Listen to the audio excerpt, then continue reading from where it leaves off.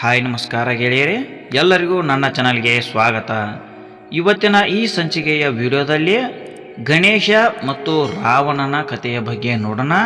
ಹಾಗೂ ಗಣೇಶನ ಸಹಾಯ ಹಸ್ತದಿಂದ ನಮ್ಮ ಭೂಮಂಡಲದ ಮೇಲೆ ರಚಿತವಾದ ದೇವಾಲಯಗಳು ಯಾವುವು ಅಂತ ನೋಡೋಣ.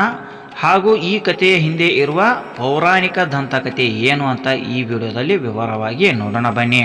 ಇನ್ನೂ ಯಾರು ನಮ್ಮ ಚಾನಲನ್ನು ಸಬ್ಸ್ಕ್ರೈಬ್ ಮಾಡಿಲ್ಲ, ಸಬ್ಸ್ಕ್ರೈಬ್ ಮಾಡೋದನ್ನು ಮರೆಯದಿರಿ ಹಾಗೂ ಬೆಲ್ ಐಕಾನನ್ನು ಒತ್ತಿ. ಈ ದಂತಕಥೆಯನ್ನು ರಾಮಾಯಣದ ಕಾಲದಿಂದಲೂ ಗುರುತಿಸಬಹುದು.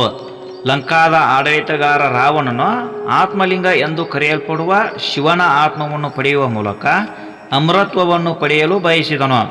ಹೀಗೆ ರಾವಣನು ಶಿವನ ತೀವ್ರ ಪೂಜೆ ಅಥವಾ ತಪಸ್ಸಿನಲ್ಲಿ ತೊಡಗಿದನು, ಏಕೆಂದರೆ ಆತ್ಮಲಿಂಗವು ವಿನಾಶದ ಅಧಿಪತಿಗೆ ಸೇರಿತ್ತು. ದೇವರು ರಾವಣನ ಭಕ್ತಿಯಿಂದ ಸಂತೋಷಪಟ್ಟ ಕಾರಣ ಅವನಿಗೆ ಏನು ಬೇಕಾದರೂ ಆಶೀರ್ವದಿಸುವುದಾಗಿ ಶಿವನು ಘೋಷಿಸಿದನು. ಆದರೆ ವಿಷ್ಣು ಮತ್ತು ಋಷಿ ನಾರದರ ಹಸ್ತಕ್ಷೇಪದಿಂದಾಗಿ ರಾಕ್ಷಸರ ರಾಜ ರಾವಣನು ಪಾರ್ವತಿಯನ್ನು ಕೇಳಿದನು. ಹೀಗೆ ಪಾರ್ವತಿ ದೇವಿಯನ್ನು ವರವಾಗಿ ಪಡೆದನು ರಾವಣ. ಶಿವನು ರಾವಣನಿಗೆ ಪಾರ್ವತಿ ದೇವಿಯನ್ನು ಕೊಟ್ಟನು. ಆದರೆ ಋಷಿ ನಾರದನು ಲಂಕಾದ ಆಡಳಿತಗಾರನಿಗೆ ಶಿವನು ಅವನಿಗೆ ಪಾರ್ವತಿಯನ್ನು ಕೊಟ್ಟಿಲ್ಲ, ಬದಲಾಗಿ ವಂಚಕನನ್ನು ಕೊಟ್ಟಿದ್ದಾನೆಂದು ತಿಳಿಸಿದನು. ನಿಜವಾದ ದೇವತೆ ಪಾರ್ವತಿ ಪಾತಾಳದಲ್ಲಿದ್ದಳು. ಹೀಗೆ ರಾವಣನು ವಂಚಕನನ್ನು ಬಿಟ್ಟು ಪಾತಾಳಕ್ಕೆ ಹೋಗುತ್ತಾನೆ. ಅವನು ನಿಜವಾದ ಪಾರ್ವತಿಗೆ ನಂಬಿದ್ದ ಆಡಳಿತಗಾರನ ಮಗಳನ್ನು ಮದುವೆಯಾಗುತ್ತಾನೆ. ನಂತರ ರಾಕ್ಷಸ ರಾಜನು ನಾರದ ಮತ್ತು ವಿಷ್ಣುವಿನಿಂದಾಗಿ ಮೋಸ ಹೋಗಿದ್ದೇನೆಂದು ಅರಿತುಕೊಂಡ ನಂತರ ರಾವಣನು ಶಿವನಿಂದ ಕ್ಷಮೆ ಕೇಳುತ್ತಾನೆ ಮತ್ತು ಅವನಿಗೆ ಪ್ರಾರ್ಥಿಸುತ್ತಾನೆ. ಶಿವನು ಅವನಿಗೆ ಮತ್ತೊಮ್ಮೆ ವರವನ್ನು ನೀಡುತ್ತಾನೆ ಮತ್ತು ರಾವಣನು ಆತ್ಮಲಿಂಗವನ್ನು ಕೇಳುತ್ತಾನೆ. ದೇವರು ಅವನಿಗೆ ಲಿಂಗವನ್ನು ನೀಡುತ್ತಾನೆ, ಆದರೆ ಅದನ್ನು ಎಂದಿಗೂ ನೆಲದ ಮೇಲೆ ಇಡಬಾರದು ಎಂಬ ಷರತ್ತನ್ನು ನೀಡುತ್ತಾನೆ.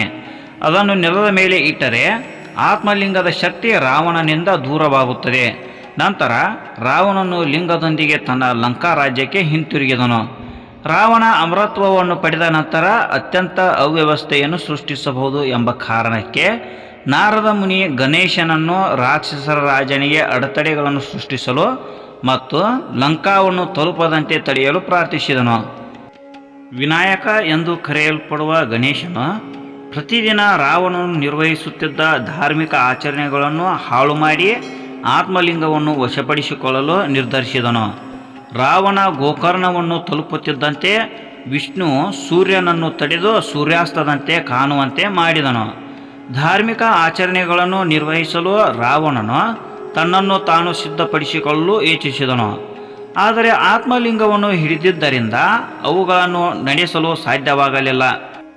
ಸರಳ ಬ್ರಾಹ್ಮಣ ಹುಡುಗನ ಅವತಾರದಲ್ಲಿ ಗಣೇಶನು ರಾವಣನ ಬಳಿಗೆ ಬಂದು ಅವನು ತನ್ನ ಆಚರಣೆಗಳನ್ನು ಮಾಡುವಾಗ ಆತ್ಮಲಿಂಗವನ್ನು ಹಿಡಿದು ಅವನಿಗೆ ಸಹಾಯ ಮಾಡಲು ಮುಂದಾದನು. ರಾವಣನು ಒಪ್ಪಿಕೊಂಡು ಲಿಂಗವನ್ನು ನೆಲದ ಮೇಲೆ ಇಡದಂತೆ ಹುಡುಗನನ್ನು ವಿನಂತಿಸಿದನು. ಆದರೆ ಗಣೇಶನು ಆ ರಾಕ್ಷಸ ರಾಜನನ್ನು 3 ಬಾರಿ ಕರೆಯುವುದಾಗಿಯೂ ಆ ಸಮಯದಲ್ಲಿ ರಾವಣ ಹಿಂತಿರುಗದಿದ್ದರೆ ಆತ್ಮಲಿಂಗವನ್ನು ನೆಲದ ಮೇಲೆಯೇ ಇಡುತ್ತೇನೆ ಎಂದು ಹೇಳಿದನು. ರಾವಣನು ತನ್ನ ಆಚರಣೆಗಳನ್ನು ಮಾಡಲು ಪ್ರಾರಂಭಿಸಿದಾಗ ಬ್ರಾಹ್ಮಣ ಹುಡುಗ ಅವನನ್ನು 3 ಬಾರಿ ಕರೆದನು ಮತ್ತು ರಾವಣನು ನಿಗದಿತ ಸಮಯದೊಳಗೆ ಅವನನ್ನು ತಲುಪಲು ಸಾಧ್ಯವಾಗಲಿಲ್ಲ. ಹೀಗಾಗಿ ರಾವಣನು ತನ್ನ ದೈನಂದಿನ ಆಚರಣೆಗಳನ್ನು ಪೂರ್ಣಗೊಳಿಸುವ ಮೊದಲು ಗಣೇಶನು ಆತ್ಮಲಿಂಗವನ್ನು ನೆಲದ ಮೇಲೆಯೇ ಇಟ್ಟನು. ಪರಿಣಾಮವಾಗಿ ವಿಷ್ಣು ಸೂರ್ಯನನ್ನು ಮತ್ತೆ ಕಾಣಿಸಿಕೊಳ್ಳುವಂತೆ ಮಾಡಿದನು ಮತ್ತು ರಾವಣನು ದೇವರುಗಳಿಂದ ಮೋಸ ಹೋಗಿದ್ದೇನೆಂದು ಅರಿತುಕೊಂಡನು. ಕೋಪದಲ್ಲಿ ಅವನು ಬ್ರಾಹ್ಮಣ ಹುಡುಗನನ್ನು ಹೊಡೆದು ಲಿಂಗವನ್ನು ನಾಶ ಮಾಡಲು ಮತ್ತು ಕಿತ್ತು ಹಾಕಲು ಪ್ರಯತ್ನಿಸಿದನು. ಲಂಕಾದ ದೊರೆ ರಾವಣನು ಅಷ್ಟರಲ್ಲಾಗಲೇ ಆತ್ಮಲಿಂಗದ ಶಕ್ತಿಯನ್ನು ಪಡೆದುಕೊಂಡು ಲಿಂಗದ ತುಂಡುಗಳನ್ನು ದೇಶದ ವಿವಿಧ ಭಾಗಗಳಲ್ಲಿ ಎಸೆದಿದ್ದನು.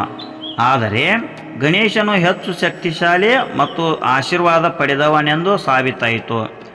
ಅವನು ರಾಕ್ಷಸ ರಾಜನನ್ನು ನಿಗ್ರಹಿಸಿ ಆಕಾಶಕ್ಕೆ ಒದೆಯುತ್ತಾನೆ. ರಾವಣನು ಗಣೇಶನ ಶಕ್ತಿ ಮತ್ತು ತನ್ನ ಸ್ವಂತ ಮಿತಿಗಳನ್ನು ಅರಿತುಕೊಂಡನು. ನಂತರ ಅವನು ಗಣೇಶನನ್ನು ಕ್ಷಮೆಗಾಗಿ ಪ್ರಾರ್ಥಿಸಿದನು. ಆತ್ಮಲಿಂಗದ ತುಂಡುಗಳು ಬಿದ್ದ ಸ್ಥಳಗಳನ್ನು ಸೂರತ್ಕಲ್ದಲ್ಲಿರುವ ಸದಾಶಿವ ದೇವಸ್ಥಾನ, ಸಜ್ನೇಶ್ವರ್, ಧಾರೇಶ್ವರ್, ಗುಣೇಶ್ವರ್ ಮತ್ತು ಕಂದುಕ ಬೆಟ್ಟದಲ್ಲಿರುವ ಮುರುಡೇಶ್ವರ್ ದೇವಸ್ಥಾನ ಮುಂತಾದ ಪವಿತ್ರ ಸ್ಥಳಗಳಾಗಿ ಅಭಿವೃದ್ಧಿಪಡಿಸಲಾಯಿತು. ನಿಮಗೆ ಈ ವಿಡಿಯೋ ಇಷ್ಟವಾಗಿದ್ದರೆ ಲೈಕ್ ಮಾಡಿ ಹಾಗೂ ಇತರರಿಗೂ ಶೇರ್ ಮಾಡಿ. ಇನ್ನೂ ಇಂತಹ ಉಪಯುಕ್ತ ವಿಡಿಯೋಗಳಿಗಾಗಿ ನಮ್ಮ ಚಾನಲನ್ನು ಸಬ್ಸ್ಕ್ರೈಬ್ ಮಾಡಿ ಹಾಗೂ ಬೆಲ್ ಐಕಾನನ್ನು ಒತ್ತಿ. ಇನ್ನು ಮುಂದಿನ ಸಂಚಿಕೆಯಲ್ಲಿ ಗಣೇಶನ ಮತ್ತೊಂದು ಕಥೆಯೊಂದಿಗೆ ಬರೋಣ. ಧನ್ಯವಾದಗಳು.